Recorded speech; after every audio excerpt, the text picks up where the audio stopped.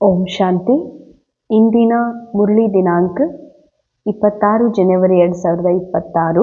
मुरली महावाक्यಗಳು. मीठे बच्चे, तुमने आधा कल्प जिसकी भक्ति की है वही बाप खुद तुम्हें पढ़ा रहे हैं. इस पढ़ाई से ही तुम देवी देवता बनते हो. ತಾವು ಅರ್ಧ ಕಲ್ಪ ಯಾರ ಭಕ್ತಿಯನ್ನು ಮಾಡಿದ್ದೀರಿ, ಸ್ವಯಂ ಆ ಪರಮಾತ್ಮ ಖುದ್ ಶಿವನೇ ಬಂದು ತಮಗೆ ವಿದ್ಯೆಯನ್ನು ಓದಿಸ್ತಿದ್ದಾರೆ. ಅಂದರೆ ಭಕ್ತಿ ಮಾರ್ಗದಲ್ಲಿ ಪರಮಾತ್ಮನನ್ನು ಕಾಣುವ ಅಥವಾ ದರ್ಶನ ಪಡೆಯುವ ಅಥವಾ ಅವರಿಂದ ಪ್ರಾಪ್ತಿ ಮಾಡಿಕೊಳ್ಳುವ ಸಲುವಾಗಿ ಏನೆಲ್ಲ ವಚನಗಳನ್ನು ನೀಡಿದ್ರಿ, ಏನೆಲ್ಲ ಅರಸಿದ್ರಿ ಅಥವಾ ಪರಮಾತ್ಮನಿಗಾಗಿ ಅಲೆದಾಡಿದ್ರಿ, ಸ್ವಯಂ ಅದೇ ಭಗವಂತನೇ ಸಾಕ್ಷಾತ್ ತಂದೆ ನಮಗೆ ಶಿಕ್ಷಕನಾಗಿ ಬಂದು ಶಿಕ್ಷಣವನ್ನು ನೀಡ್ತಾ ಇದ್ದಾರೆ. ಇದು ಬಹಳ ಆತ್ಮನಿಗೆ ಅರ್ಥಾತ್ ಮನಸ್ಸಿಗೆ ಖುಷಿಯಾಗುವಂತಹ ಮಾತು.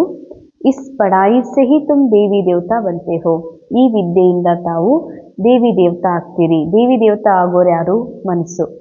ಆತ್ಮ ಸದಾ ನಿರ್ವಿಕಾರಿ, ಆತ್ಮ ಸದಾ ಸಂಪನ್, ಸದಾ ಪೂರ್ಣಿದೆ.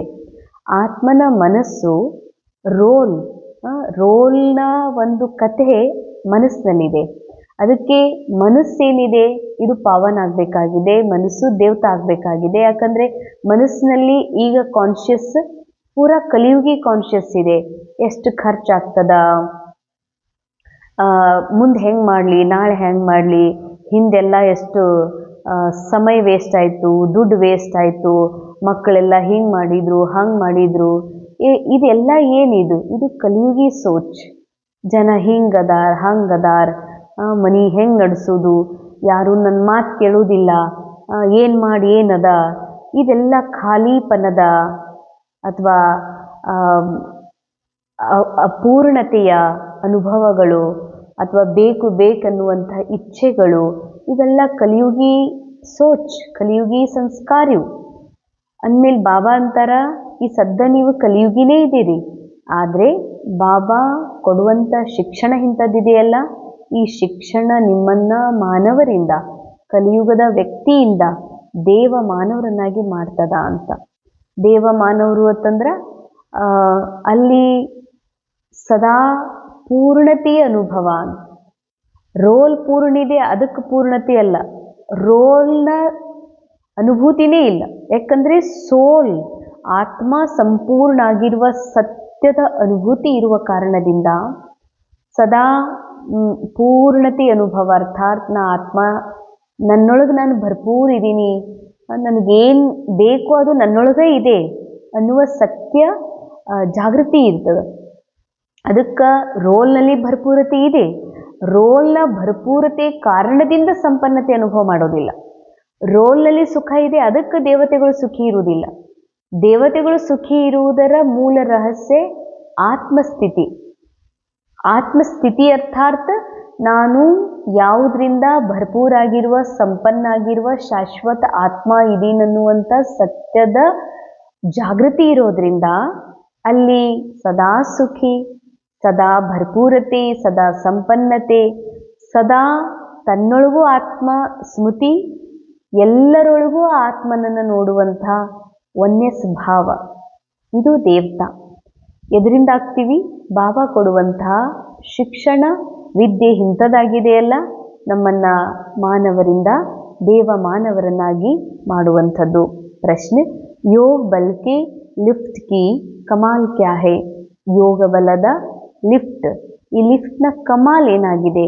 ಬಾಬಾ ಹೇಳ್ತಾರ, ಪರಮಾತ್ಮ ಮತ್ತು ಆತ್ಮಸ್ಮೃತಿಯ ಬಲ ಏನಿದೆ, ಯೋಗದ ಬಲ, ಇದು ಲಿಫ್ಟ್ನ ಕೆಲಸ ಮಾಡ್ತದ. ಅಂದಮೇಲೆ ಈ ಲಿಫ್ಟ್ನ ಕಮಾಲ್ ಏನು, ಅಂತ ಅದ್ಭುತ ಕಾರ್ಯ ಏನಾಗಿದೆ? ಉತ್ತರ, ತುಮ್ ಬಚ್ಚೆ ಯೋಗ ಬಲ್ की लिफ्ट से सेकंड में ऊपर चढ़ जाते हो. अर्थात सेकंड में जीवन मुक्ति का वर्षा तुम्हें मिल जाता है. ಯೋಗ ಬಲ ಒಂದು ಲಿಫ್ಟ್ ಇದ್ದ ಹಾಗೆ. ಈ ಲಿಫ್ಟ್ನ ಕಮಾಲ್ ಏನು ಅಂತಂದರೆ, ಸೆಕೆಂಡಿನೊಳಗೆ ನೀವು ಡಿಟ್ಯಾಚ್ ಆಗ್ತೀರಿ, ಮೇಲೆ ಏರ್ತೀರಿ ಅಥವಾ ಜೀವನ್ಮುಕ್ತ ಸ್ಥಿತಿಯ ಅನುಭವ ಮಾಡ್ತೀರಿ. ಸೆಕೆಂಡ್. ಯಾಕೆ ಬಾಬಾ ಸೆಕೆಂಡ್ ಅನ್ನುವ ರಹಸ್ಯವನ್ನ, ಸೆಕೆಂಡ್ ಅನ್ನುವ ಶಬ್ದವನ್ನ ಬಳಸ್ತಿದ್ದಾರಂತಂದ್ರೆ ಜೀವನ್ಮುಕ್ತಿ ಸೆಕೆಂಡಿನೊಳಗದ. ಸೆಕೆಂಡಿನಲ್ಲಿ ಜೀವನ್ಮುಕ್ತಿ ಅಂದ್ರೆ ಒಂದೇ ಸೆಕೆಂಡಿಂದ ಅದು ಸೆಕೆಂಡ್ ಅನ್ನೋ ಶಬ್ದ ಬಾಬಾ ಎದಕ್ಕೆ ಬಳಸ್ತಾರಂದ್ರೆ ಜೀವನ್ಮುಕ್ತಿ ಪಾಸ್ಟ್ ಒಳಗೂ ಇಲ್ಲ, ಫ್ಯೂಚರ್ ಒಳಗೂ ಇಲ್ಲ. ಪಾಸ್ಟ್ ನಮಗೆ ಚಿಂತೆ ಮಾಡ್ಲಿಕ್ಕೆ ಹಸ್ತದ, ಹೀಗಾಗಬಾರ್ದಾಗಿತ್ತು ಹೀಗಾಗಿತ್ತು ಅಂತ. ಈ ಮನಸ್ಸು ಪಾಸ್ಟಿಗೆ ಹೋಗ್ತದತ್ತಂದ್ರ ಜೀವನ್ಮುಕ್ತಿ ಇಲ್ಲ. ಈ ಮನಸ್ಸು ಒಂದು ವೇಳೆ ಈ ಕ್ಷಣವನ್ನ ವರ್ತಮಾನದ ಸತ್ಯ ಜಾಗೃತಿಯ ಬದಲಾಗಿ ಆತ್ಮ ಆಗಿ ಜೀವಿಸುವುದರ ಬದಲಾಗಿ ಒಂದು ವೇಳೆ ಫ್ಯೂಚರಿಗೆ ಹೋಗ್ತದತ್ತಂದ್ರ ಆ ಕ್ಷಣವೂ ಕೂಡ ಏನಿದೆ, ಭಯ ಇದೆ ಬಹಳ. ಏನಾಗುತ್ತೋ ಏನೋ ಅನ್ಸರ್ಟಿನಿಟಿ. ಈ ಒಂದು ಕ್ಷಣ, ಈ ಒಂದು ಸೆಕೆಂಡ್, ಈ ಸೆಕೆಂಡ್ ನನಗೆ ಜಾಗೃತಿ ಇದೆ. ಇದು ರೋಲ್, ಇದು ನಾಟಕ, ಇದರಲ್ಲಿ ಏನೆಲ್ಲ ನಡೀತಿದೆ ಕಾಣಿಸ್ತಿದೆ, ಇದೆಲ್ಲ ನೂಂದಾಗಿರುವ ಪ್ರೀ ರಿಕಾರ್ಡೆಡ್ ಫಿಲ್ಮ್ ಇದು ಅನ್ನೋದು ನಂಗೆ ಗೊತ್ತಿದೆ. ನಾನು ಈ ಫಿಲ್ಮನ್ನು ನೋಡ್ಲಿಕ್ಕೆ ಬಂದಿರುವಂತಹ ಇನ್ವಿಸಿಬಲ್ ಆಕ್ಟರ್ ಇದ್ದೀನಿ. ನಾ ಆತ್ಮ ಇದ್ದೀನಿ, ಸದಾ ಇದ್ದೀನಿ, ಸಂಪನ್ನಿದ್ದೀನಿ, ಭರ್ಪೂರ್ ಇದ್ದೀನಿ. ಈ ಸತ್ಯದಲ್ಲಿ ಜೀವಿಸುವ ಈ ಕ್ಷಣವೇ ಜೀವನ್ಮುಕ್ತಿ. ಜೀವನ್ಮುಕ್ತಿ ಮುಂದೂ ಇಲ್ಲ, ಜೀವನ್ಮುಕ್ತಿ ಹಿಂದೂ ಇಲ್ಲ. ಹೀಗೆ ಈ ಕ್ಷಣ ಜೀವನ್ಮುಕ್ತಿ, ಬಸ್ ಈ ಕ್ಷಣ ಮತ್ತೆ ಜೀವನ್ಮುಕ್ತಿ. ಅದಕ್ಕಾಗಿ ಬಾಬಾ ಹೇಳ್ತಾರೆ ಏನಂತ, ಯೋಗ ಬಲದ ಲಿಫ್ಟ್ ಅಂದ್ರೇ ಸೆಕೆಂಡಿನಲ್ಲಿ ಜೀವನ್ಮುಕ್ತಿಯ ಅನುಭೂತಿ ಆಗ್ತದೆ. तुम जानते हो सीढ़ी उतरने में 5000 वर्ष लगे और चढ़ते हैं 1 सेकेंड में. यही है योग बल की कमाल. ಮೆಟ್ಲ ಇಳಿಲಿಕ್ಕೆ ಉನ್ನತ ಸ್ಥಿತಿಯಿಂದ ಸೋಲ್ ಕಾನ್ಷಿಯಸ್ ಇಂದ ಪೂರ್ಣ ಬಾಡಿ ಕಾನ್ಷಿಯಸ್ಗೆ ಬರಲಿಕ್ಕೆ, ಹೈಯೆಸ್ಟ್ ಸ್ಥಿತಿಯಿಂದ ಲೋಯೆಸ್ಟ್ ಅಂದರೆ ಮನುಷ್ಯ ಜೀವನದ ಅನುಭವ ಮಾಡಲಿಕ್ಕೆ 84 ಜನ್ಮ ಹಿಡಿದಿದೆ ಅಂತಾರೆ ಬಾಬಾ. ಆದರೆ ಮನುಷ್ಯ ಜೀವನದಿಂದ ದೇವತಾ ಜೀವನ ಅಥವಾ ಲೋವರ್ ಕಾನ್ಷಿಯಸ್ ಇಂದ ಹೈಯರ್ ಕಾನ್ಷಿಯಸ್ಸಿಗೆ ಹೋಗಲಿಕ್ಕೆ ಕೇವಲ ಸೆಕೆಂಡ್. ಬಸ್ ಒಂದು ತಿಳುವಳಿಕೆ, ಒಂದು ಸಮಜ್ ಸಾಕು. ನಾ ಯಾರಿದ್ದೀನಿ, ನಾ ಯಾರಲ್ಲ, ಮಾಯಾ ಅಂದ್ರೇನು, ಸತ್ಯ ಅಂದ್ರೇನು ಅಂತ. ಬಸ್ ಅದೇ ಕ್ಷಣವೇ ಜೀವನ್ಮುಕ್ತಿ. तो यही है योग बल की कमाल. बाबा की याद से सब पाप कट जाते हैं, आत्मा सतो प्रधान बन जाती है. ಬಾಬಾ ನೆನಪು ಮಾಡೋದ್ರಿಂದ ಎಲ್ಲ ಪಾಪ ತೊಳೀತದ. ಎಲ್ಲ ಪಾಪ ಅರ್ಥಾತ್ ಕಲಿಯುಗಿ ವಿಚಾರ, ಕಲಿಯುಗಿ ಬಿಲೀಫ್ ಸಿಸ್ಟಮ್, ಕಲಿಯುಗದ ಅನುಭವಗಳು, ಕಲಿಯುಗದ ದುಃಖ ಚಿಂತೆ ಇದೆಲ್ಲ ಮರ್ಜ್ ಆಗಿಬಿಡ್ತದ ಮನಸ್ಸಿನೊಳಗ. ಸತ್ಯುಗದ ಆ ಒಂದು ಶ್ರೇಷ್ಠ ಸ್ಥಿತಿ ರಿಓಪನ್ ಆಗ್ತದ, ರೀಮರ್ಜ್ ಆಗ್ತದ. ಇದಕ್ಕೆ ಬಾಬಾ ಅಂತಾರ ಸೆಕೆಂಡಿನೊಳಗೆ ಏನಿದ್ದಂಥವ್ರು ಏನಾಗ್ತೀರಿ, ಯೋಗ ಬಲದ ಕಮಾಲಿಂದ.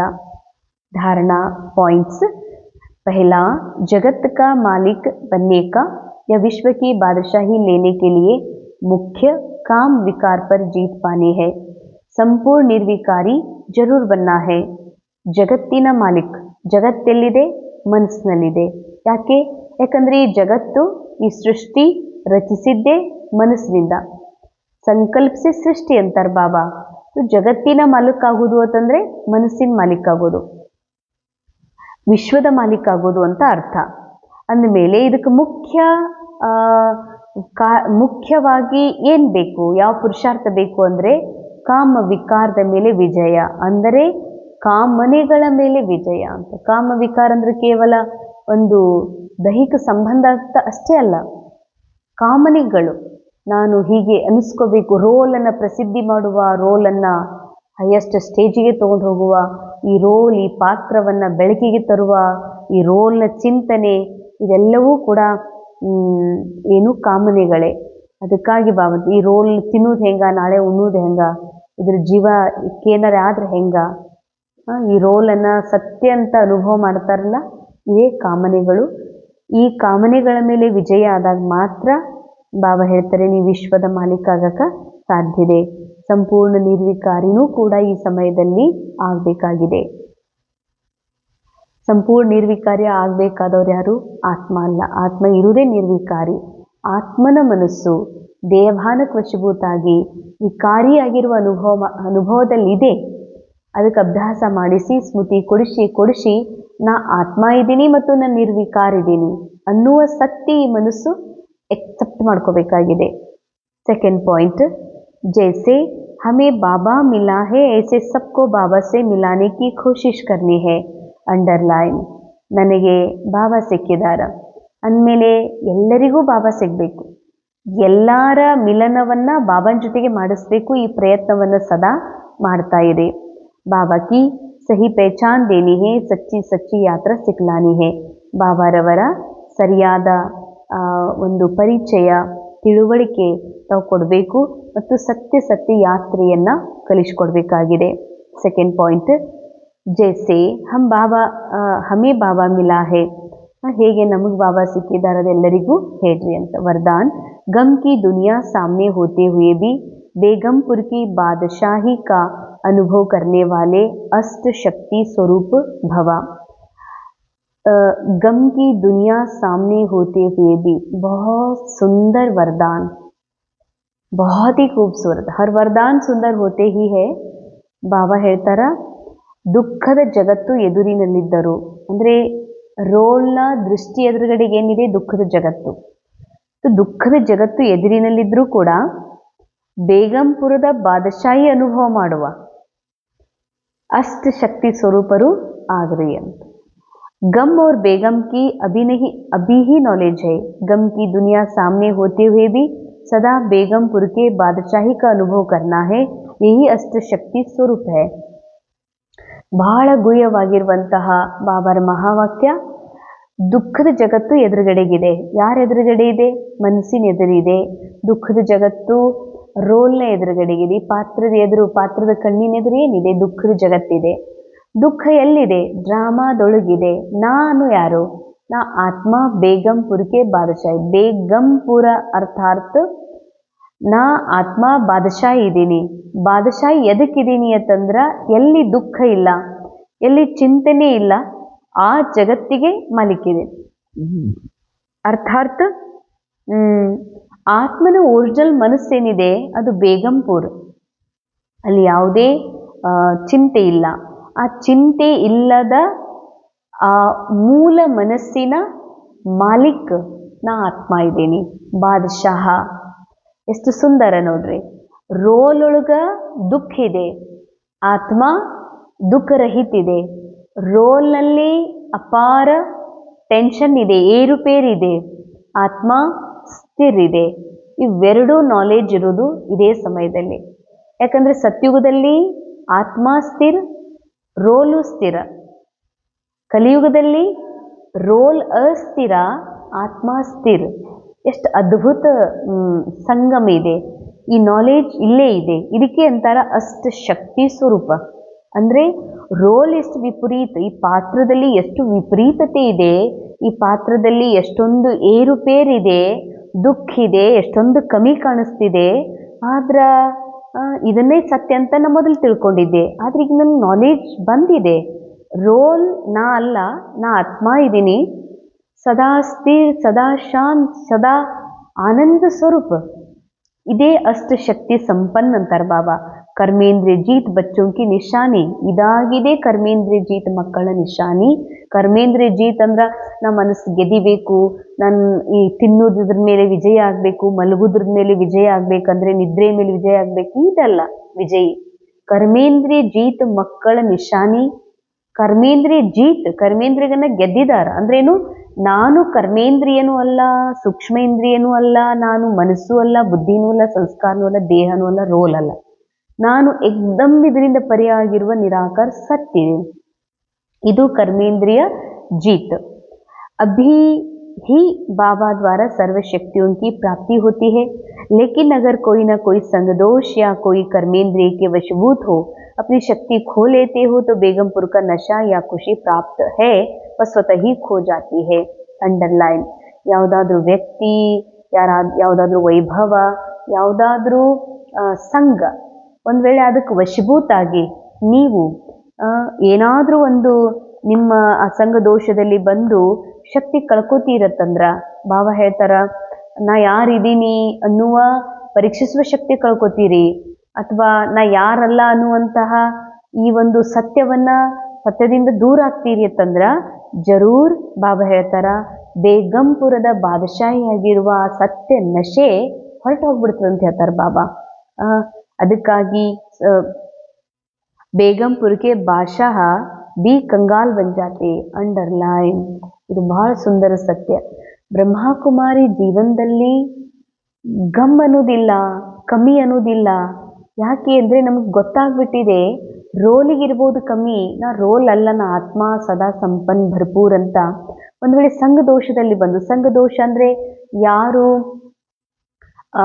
ಸದಾ ದೇಹಭಾನದಲ್ಲಿರ್ತಾರೆ, ಯಾರು ಸದಾ ಉಣ್ಣುವ ತಿನ್ನುವ ಈ ಜಗತ್ತನ್ನು ಬೆಳೆಸುವ ಇದರಲ್ಲಿ ತಾವು ಬೆಳಿಬೇಕನ್ನುವಂಥ ವಿಚಾರದೊಳಗನೆ ಜೀವಿಸ್ತಿರ್ತಾರ ಅಂಥವ್ರ ಸಂಘದಲ್ಲಿ ಬರೋದ್ರಿಂದ ಸ್ಥೂಲ ರೂಪದಲ್ಲಿ. ಇನ್ನು ಸೂಕ್ಷ್ಮ ರೂಪದೊಳಗೆ ಸಂಘ ದೋಷ ಅಂತಂದ್ರೆ ಈ ಮನಸ್ಸೇನು ಮಾಯೆ ವಶಭೂತ ಆಗಿದೆ, ಆ ಮನಸ್ಸೇನು ಅಲ್ಲೋಲ ಕಲ್ಲೋಲ ವಿಪರೀತ ಚಿಂತನೆ ಮಾಡ್ತಾ ಇದೆ, ಅದನ್ನ ಸತ್ಯ ಅಂತ ತಿಳ್ಕೊಳ್ಳೋದೇ ಏನು ಬಾಬಾ ಹೇಳ್ತಾರೆ ಕಂಗಾಲ್ಪನ. ನನ್ ಕಮ್ಮಿ ಇದೆ, ನನ್ಗೆ ಯಾರು ನೋಡ್ತಾರ, ನನ್ಗೇನದ ಬಾಬಾ ನನಗಿನ್ನೂ ಹಿಂಗೆ ಯಾಕೆ ಮಾಡ್ತಾರ ಅಂತ. ಅದಕ್ಕೆ ಬಾಬಾ ಹೇಳ್ತಾರ ಬ್ರಾಹ್ಮಣರಾಗಿನೂ ಕೂಡ ಬೇಗಂಪುರದ ಭಾಷಾ ಎಂದರೆ ಕಂಗಾಲಾಗೋದಿರ್ತದೇನು. ಕಂಗಾಲ್ ಯಾಕೆ ಅದಾರತ್ತಂದ್ರ ಸಂಘದೋಷ ಏನು, ಒಂದು ಮನಸ್ಸಿನ ಅಶುದ್ಧ ವಿಚಾರಕ್ಕೆ ವಶಭೂತ ಆಗೋದು, ಇಲ್ಲ ಯಾವುದಾದ್ರೂ ವ್ಯಕ್ತಿ ವೈಭವದ ಸಂಘದಲ್ಲಿ ವಶಭೂತ ಆಗೋದು. ಹೀಗಾಗಿ ಕಂಗಾಲಾಗ್ಬಿಡ್ತಾರೆ. ಕಂಗಾಲ್ ಅಂದರೆ ನನಗೇನದ, ನನ್ಗೆ ಯಾರದಾರ, ನನಗಿನ್ನೂ ಬೇಕು, ನನಗೇನು ಸಾಲ್ತದ, ನಾಳೆ ಜೀವನ ಹೆಂಗೆ ಮಾಡಲಿ. ಕಂಗಾಲ್ ಖುದ್ ಸ್ವಯಂ ಏನದಾರ ಬೇಗಂಪುರದ ಬಾದಶಾಹ. ಸ್ಲೋಗನ್ ದೃಢತಾ ಕಿ ಶಕ್ತಿ ಸದಾ ಸಾಥ್ ಹೋ ತೋ ಸಫಲತಾ ಗಲೆ ಕಾ ಹಾರ್ ಹೇ. ದೃಢತೆಯ ಶಕ್ತಿ ಸದಾ ಜೊತೆಯಲ್ಲಿದ್ದಾಗ ಸಫಲತೆ ಕೊರಳಿನ ಹಾರವಾಗಿದೆ. ಅವ್ಯಕ್ತಿಶಾರ, ಈ ಅವ್ಯಕ್ತ ಮಾಸದಲ್ಲಿ ಬಂಧನ್ ಮುಕ್ತಾಗಿ ಜೀವನ್ ಮುಕ್ತ ಸ್ಥಿತಿಯ ಅನುಭವ ಮಾಡ್ರಿ. ತಮ್ಮ ಸಂಕಲ್ಪರೂಪಿ ಬಿರುಗಾಳಿಯನ್ನ कोई भी संबंध द्वारा ಯಾವುದಾದ್ರೂ ಸಂಬಂಧದ ಮೂಲಕ, ಪ್ರಕೃತಿಯ ಮೂಲಕ, ಸಮಸ್ಯೆಗಳ ಮೂಲಕ तूफान व विघ्न आते हैं, उनसे मुक्ति पाने के लिए युक्तियुक्त बनो. ಏನಾದರೂ ಒಂದು ಬಿರುಗಾಳಿ ಸಂಬಂಧದ ಮೂಲಕ, ವ್ಯಕ್ತಿ ಮೂಲಕ, ವಸ್ತುವಿನ ಮೂಲಕ ಬಹಳ ಸಮಸ್ಯೆ, ಬಹಳ ದೊಡ್ಡ ಬಿರುಗಾಳಿ ಬರ್ತಾ ಇದೆ ಅಂತಂದ್ರ ಅದರಿಂದ ಮುಕ್ತ ಆಗ್ಬೇಕಲ್ಲ. ಅದರಿಂದ ಮುಕ್ತ ಆಗ್ಬೇಕಂದ್ರೆ ಏನು ಬೇಕು? ಯುಕ್ತಿ ಬೇಕು. ಯುಕ್ತಿ ಎದ್ರದ್ದು? ಯೋಗದಲ್ಲಿ ಯೋಗಯುಕ್ತವಾಗಿರುವಂತಹ ಯುಕ್ತಿ. ಯೋಗಯುಕ್ತ ಇರೋದು ಅಂತಂದ್ರೆ ಪದ್ಮಾಸನದಲ್ಲಿ ಕುತ್ಕೊಂಡು ಕಣ್ಮುಚ್ಚಿ ನಾನು ಧ್ಯಾನ ಮಾಡ್ತೀನಿ ಅಂತಂದ್ರ ಇದು ಯುಕ್ತಿಯುಕ್ತ ಅಲ್ಲ. ರೋಲ್ ಭಲೆ ಕೆಲಸನೇ ಮಾಡ್ತಿರ್ಲಿ, ರೋಲ್ ಪದ್ಮಾಸನದಲ್ಲಿ ಕುತ್ಕೊಂಡು ಧ್ಯಾನ ಅವಸ್ಥೆಯಲ್ಲಿ ಇರಲಿ, ಆದ್ರ ಇನ್ನೇನೆಲ್ಲ ನಡೀತಾ ಇದೆ ಇದು ಕೇವಲ ನಾಟಕದಲ್ಲಿ ಮಾತ್ರ. ನಾಟಕದಿಂದ ಪರಿಯಾಗಿರುವ ಅತ್ಯಂತ ಶುದ್ಧ ಶಕ್ತಿಶಾಲಿ ಆತ್ಮ ಇದೀನನ್ನುವಂಥ ಅವೇರ್ನೆಸ್ ಏನಿದೆಯಲ್ಲ, ಇದು ಯುಕ್ತಿಯುಕ್ತ. ಜಬ್ ತಕ್ ಯೋಗಯುಕ್ತ ನಹಿ ತಬ್ ತಕ್ ವಿಘ್ನೋ ಸೆ ಯುಕ್ತ ಹೋ. ಯೋಗಯುಕ್ತ ಇಲ್ಲ, ರಿಯಾಲಿಟಿಯಲ್ಲಿ ಇಲ್ಲ, ನೀನು ನಾ ಯಾರಿದ್ದೀನಿ ನಾ ಯಾರಲ್ಲ ಅನ್ನುವಂಥ ಸತ್ಯದಲ್ಲಿ ಜೀವಿಸ್ತಾ ಇಲ್ಲ ಅಂದ್ರೆ ಜರೂರ್ ನೀ ಮಾಯೆಗೆ ವಶಭೂತಿದಿ ಅಂತಾನೆ ಅರ್ಥ. ವಶಭೂತ್ ಅರ್ಥಾತ್ ಬಂಧನ್ ಅರ್ಥಾತ್ ದುಃಖ, ಚಿಂತೆ, ನೋವು, ಪೇನ್, ಸಂಕಟ ಯಾಕಾಗ್ತದಂತಂದ್ರೆ ಇದೆ ಮಾಯೆಗೆ ವಶಭೂತಿದ್ದೀರಿ. ಮಾಯೆಗೆ ಯಾಕೆ ವಶಭೂತಿದ್ದೀರಿ ಅಂತಂದ್ರೆ ಸತ್ಯದಿಂದ ದೂರಿದ್ದೀರಿ. ಗೊತ್ತಿದ್ದು ಕೂಡ ನೀವು ಪದೇ ಪದೇ ಸಂಘ ದೋಷದಲ್ಲಿ ಬರ್ತೀರಿ ಅಂತಾರೆ ಬಾಬಾ. ಓಂ ಶಾಂತಿ. ಅನುಭವ ಮಾಡೋಣ. ನಾನು ನಿರಾಕಾರ ಆತ್ಮ, ಸದಾ ಎಲ್ಲ ವಿಚಾರಗಳಿಂದ, ಭಾವನೆಗಳಿಂದ ನಾನು ಪರಿಯಾದ ಅತಿ ಸೂಕ್ಷ್ಮ ಚೇತನವಾಗಿದ್ದೇನೆ. ಸರ್ವ ಕರ್ಮ ಬಂಧನ, ಈ ಶರೀರದ ಸ್ಟೋರಿ, ಈ ಶರೀರದ ಎಲ್ಲ ವ್ಯಕ್ತಿಗಳಿಂದ ನಾನು ಪರಿಯಾಗಿದ್ದೇನೆ. ಹೀಗಾಗಿ ವ್ಯಕ್ತಿ, ವಸ್ತು, ವೈಭವ ನನ್ನನ್ನು ಬಂಧಿಸಲು ಅಥವಾ ವಶಪಡಿಸಿಕೊಳ್ಳಲು ಸಾಧ್ಯವಿಲ್ಲ. ನಾನೀಗ ಸಂಗಮ ಯುಗದಲ್ಲಿ ಸತ್ಯದಲ್ಲಿ ಜೀವಿಸ್ತಾ ಇದ್ದೇನೆ. ನಾನು ನಿರಾಕಾರ ಆತ್ಮ, ಭರ್ಪೂರ್ ಸಂಪನ್, ಸದಾ ಪೂರ್ಣವಾಗಿದ್ದೇನೆ. ಇದೇ ನನ್ನ ಮೂಲ ಸತ್ಯವಾಗಿದೆ. ಇದೇ ಜೀವನ್ಮುಕ್ತ ಸ್ಥಿತಿಯೂ ಆಗಿದೆ. ಈ ಕ್ಷಣ ನನ್ನದು. ಈ ಕ್ಷಣ ನನಗೆ ಜಾಗೃತಿ ಇದೆ, ನಾನು ಯಾರು ಅಂತ. ನನಗೆ ಈ ಕ್ಷಣ ಜಾಗೃತಿಯಾಗಿದೆ, ನಾನು ಯಾರಲ್ಲ ಅಂತ. ಓಂ ಶಾಂತಿ.